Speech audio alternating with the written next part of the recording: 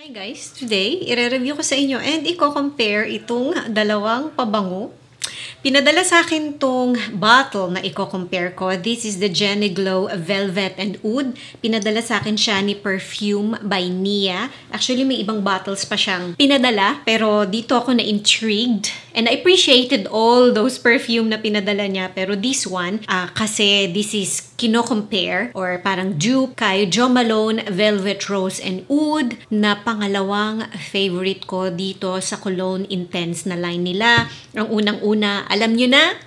Mag-comment kayo below. So, eto yung pangalawa. And this is a beautiful oud rose perfume na parang maganda siya sa beginner. Kung takot kayong gumamit ng oud na perfume kasi it's too much or you find oud and rose combination too mature or sometimes too masculine, this is really nice. Itong Jo Malone Velvet Rose and Oud. I'm not sure kung na-review ko na to separately. If may review ako nito, ilalagay ko dito. Etong pabango na to, actually, kahit matapang siya, pwede mo naman siyang gamitin all year round. Siguro control lang yung spray ninyo pagka summertime. And kung naka-aircon naman kayo sa work, okay lang. Pero pagka burst season, kagaya ngayon, umuulan, this is really beautiful. Maraming nagko-comment sa akin na binili nila tong Velvet Rose and Oud. Lalaki, babae, nasasabihan sila na ang bango nung pabango mo or ang bango mo. This is really nice, etong Velvet Rose and Oud. Actually, meron akong parang hair spray nito from Jo Malone din. And yun yung mas madalas kong ginagamit. Nilalagay ko siya sa hair ko.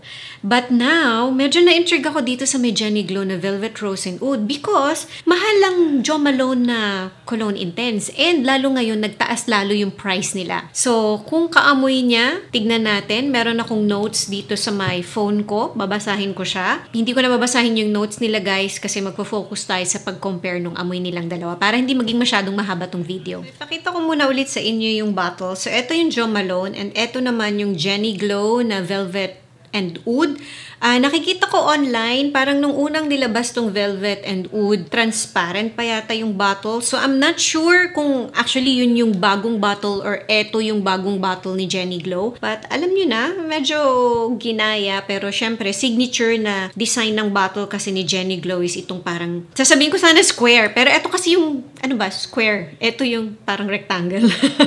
Mas manifest siya. Ayan na guys. Eto yung Velvet Rose and Oud. Unahin ko muna tong spray because syempre, siya yung original. Wala ko ibang masabi dito. Ang ganda talaga nito, guys. Sobrang ang ganda-ganda niya. I could imagine kung nakatira ako sa ibang bansa, even summertime nila. Kasi summertime nila is parang burst season natin dito. At least sa ibang countries, kasi may mga countries na even London, actually ngayon, mainit na yung summer talaga nila. Pero I'm just saying, karamihan sa ibang bansa, if that makes sense. Medyo mas malamig naman dito yung summertime nila. So, I could imagine kung nakatira ako sa ibang bansa or even vacation, magagamit ko siya.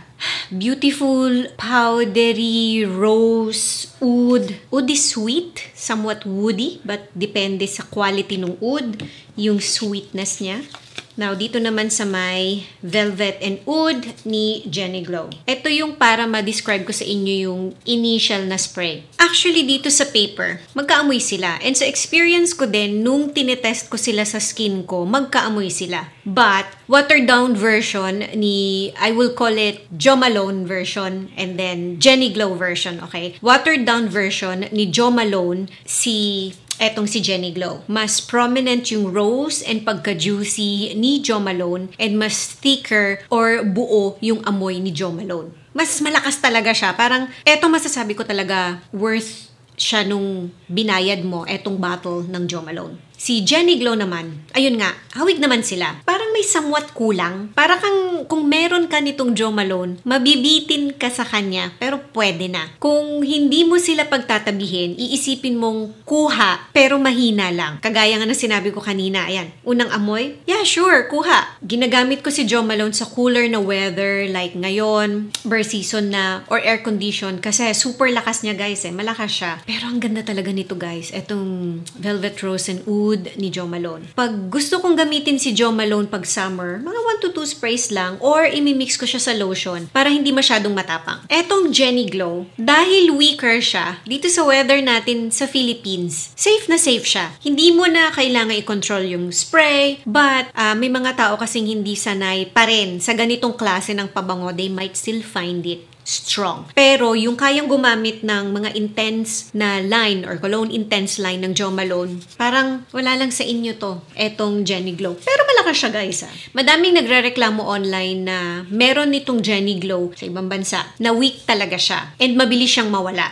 Sa iba nga, 1 hour, wala na tong Jenny Glow. Sa akin, kaya naman niyang tumagal, pero mga 2 to 3 hours agad na. Pero almost skin scent na lang siya. Para siyang body mist na version sa akin ni Jo Malone pagka tumagal na. Pagka pumalo na siya ng mga 2 hours pa 3. Pero sa unang spray nitong Jenny Glow, malakas-lakas naman siya. Actually, malakas siya kung hindi mo nga lang siya itatabi kay Jo Malone. Okay? Hopefully guys, hindi kayo nalilito. If hindi niyo afford si Jo Malone, try this. I think worth trying naman siya. Kasi nga, you might end up buying itong Velvet Rose and Oud ni Jo Malone and then hindi nyo siya masyadong magamit, lalo na kung hindi naman kayo perfume collector or hindi talaga kayo palagamit ng medyo malakas na pabango. Baka hindi nyo siya masyadong mahila and ang mahal niya guys manghihinayang kayo. Whereas itong Velvet Rose and Oud, sa akin magagamit nyo talaga. And dun sa mga very sensitive sa malakas na pabango or yung ganitong klase ng pabango. Kasi